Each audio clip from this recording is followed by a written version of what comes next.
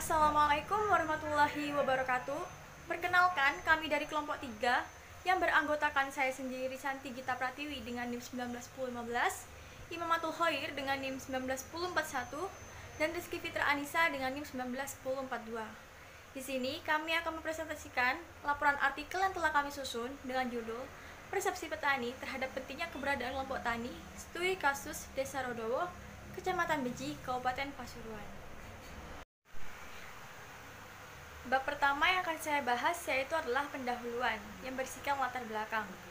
Jadi salah satu daerah di Jawa Timur yang mayoritas penduduknya bekerja sebagai petani yaitu adalah di Desa Rodowo, Kecamatan Beji, Kabupaten Pasuruan. Komoditas unggulan yang ada di desa tersebut yaitu adalah komoditas padi. Dan petani yang ada di Desa Rodowo mayoritas masih bersifat subsisten, sehingga tidak jarang mereka mengalami gagal panen. Hal tersebut disebabkan oleh tingkat pengetahuan petani yang sangat rendah terhadap pemilihan bibit unggul, penerapan teknologi, dan pemasaran hasil. Oleh karena itu, perlu adanya upaya untuk mengatasi hal tersebut. Salah satu solusi yang dapat mengatasi permasalahan yang ada yaitu penguatan kelembagaan pertanian melalui pembentukan kelompok tani. Oleh karena itu, penelitian ini bertujuan untuk mengetahui persepsi petani serta pengaruh atau dampak dari adanya kelompok tani di Desa Rodowo, Kecamatan Beji, Kabupaten Pasuruan. Selanjutnya yang akan saya bahas yaitu adalah metodologi penelitian. Jadi jenis penelitian ini merupakan penelitian kualitatif dengan pendekatan studi kasus. Selanjutnya untuk subjek penelitian yaitu ada pamong dan juga petani yang ada di Desa Rodowo, Kecamatan Beji, Kabupaten Pasuruan. Pemilihan tersebut dikarenakan pamong dan petani ini paling mengetahui kondisi pertanian yang ada di Desa Rodowo. Selanjutnya untuk teknik dan instrumen pengumpulan data dilakukan dengan wawancara bersama narasumber dan juga studi literatur berupa data sekunder seperti BPS dan lain sebagainya. Selanjutnya untuk prosedur penelitian. Prosedur penelitian yang dilakukan oleh peneliti dimulai dari studi pendahuluan dan juga pralapang, yang di dalamnya mencakup perencanaan dan penyusunan instrumen penelitian. Kemudian, peneliti melakukan studi eksplorasi dengan mengunjungi lokasi penelitian untuk mewawancarai narasumber secara langsung. Dan yang terakhir, peneliti akan melakukan penyusunan laporan penelitian. Selanjutnya yaitu ada teknik analisis data. Untuk metode analisis data yang digunakan yaitu metode Maltz and Huberman, yang di dalamnya terdapat metode reduksi data, penyajian data, dan juga verifikasi atau penarikan kesimpulan.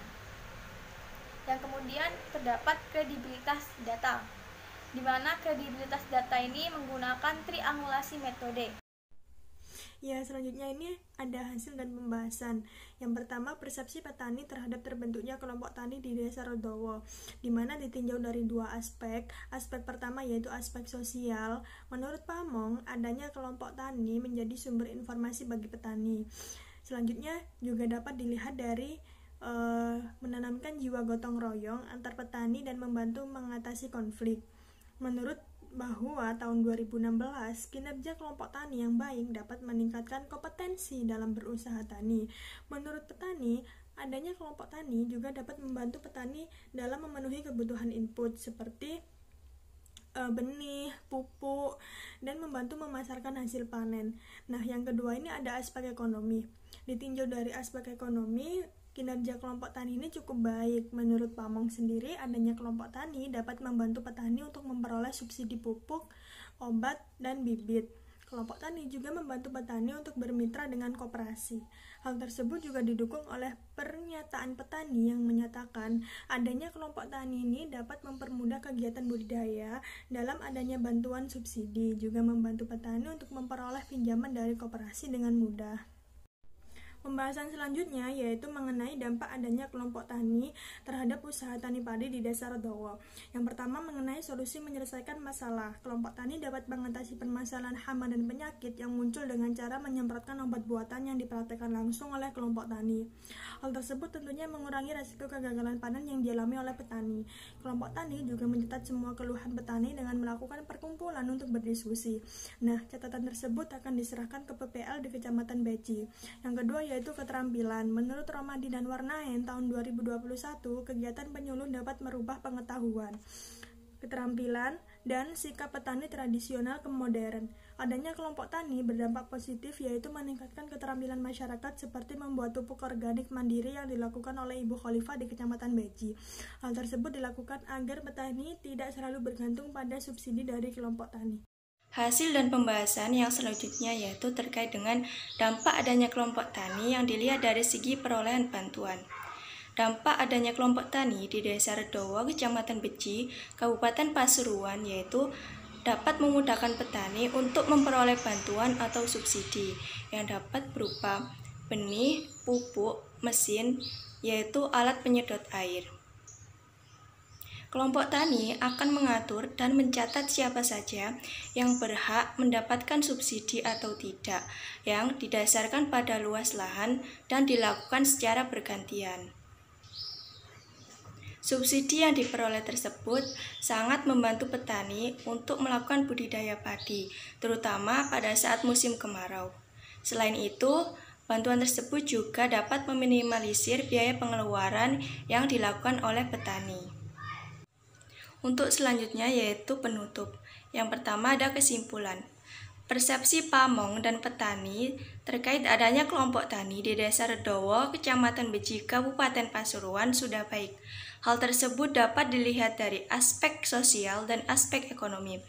Ditinjau dari aspek sosial, interaksi sosial antar petani mengalami peningkatan seperti gotong royong. Sedangkan dari aspek ekonomi, pengeluaran biaya produksi petani mengalami penurunan. Hal tersebut disebabkan oleh adanya bantuan atau subsidi yang diberikan oleh kelompok tani. Dampak adanya kelompok tani di Desa Redowo juga dirasakan oleh pamong dan petani, yaitu kelompok tani mampu menyelesaikan masalah pertanian seperti munculnya hama dan penyakit. Adanya kelompok tani juga dapat membantu petani untuk mengasah keterampilannya, seperti mampu membuat pupuk organik secara mandiri.